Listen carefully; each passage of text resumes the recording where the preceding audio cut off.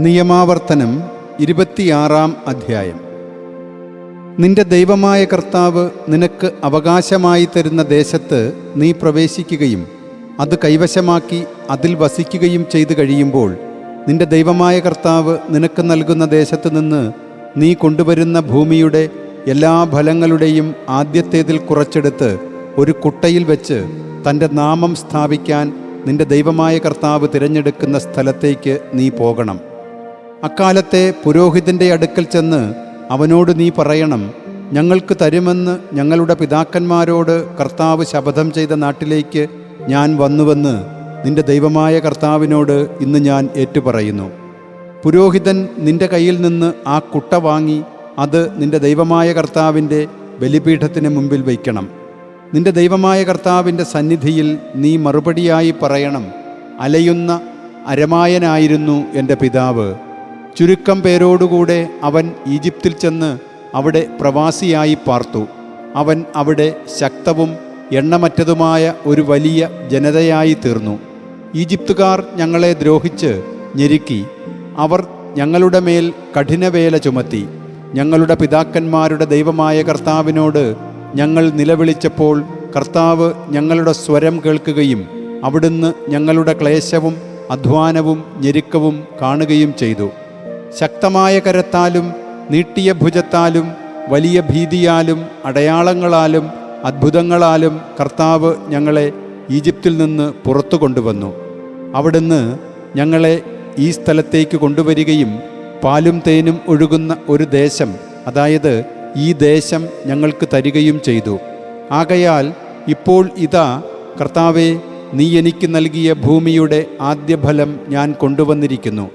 തുടർന്ന് നിന്റെ ദൈവമായ കർത്താവിൻ്റെ മുമ്പിൽ നീ അത് വയ്ക്കുകയും നിന്റെ ദൈവമായ കർത്താവിൻ്റെ മുമ്പിൽ ആരാധനയർപ്പിക്കുകയും വേണം.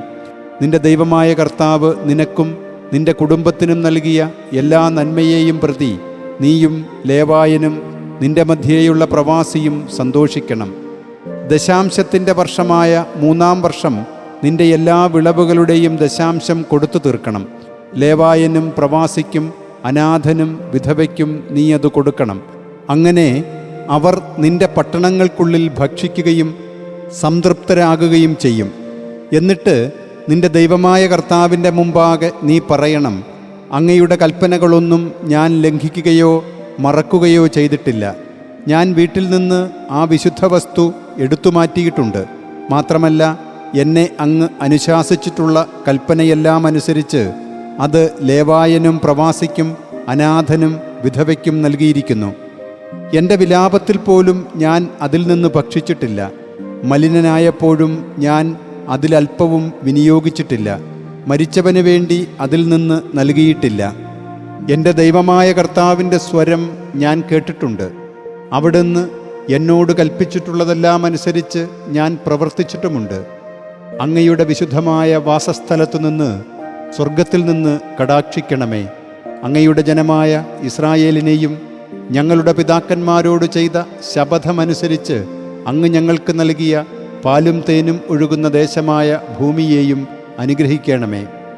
ഈ ചട്ടങ്ങളും ന്യായപ്രമാണങ്ങളും അനുഷ്ഠിക്കാൻ നിന്റെ ദൈവമായ കർത്താവ് നിന്നോട് ഇന്ന് കൽപ്പിച്ചിരിക്കുന്നു. നിന്റെ പൂർണ്ണഹൃദയത്തോടും പൂർണ്ണാത്മാവോടും കൂടെ നീ അവ പാലിക്കുകയും അനുഷ്ഠിക്കുകയും വേണം. കർത്താവ് നിനക്ക് ദൈവമായിരിക്കുമെന്നും അവിടുത്തെ ചട്ടങ്ങളും കൽപ്പനകളും ന്യായപ്രമാണങ്ങളും പാലിച്ച് അവിടുത്തെ സ്വരം ശ്രവിച്ച് അവിടുത്തെ വഴിയിൽ നടക്കുമെന്നും അവിടുത്തോട് ഇന്നു നീ കരാറായിരിക്കുന്നു.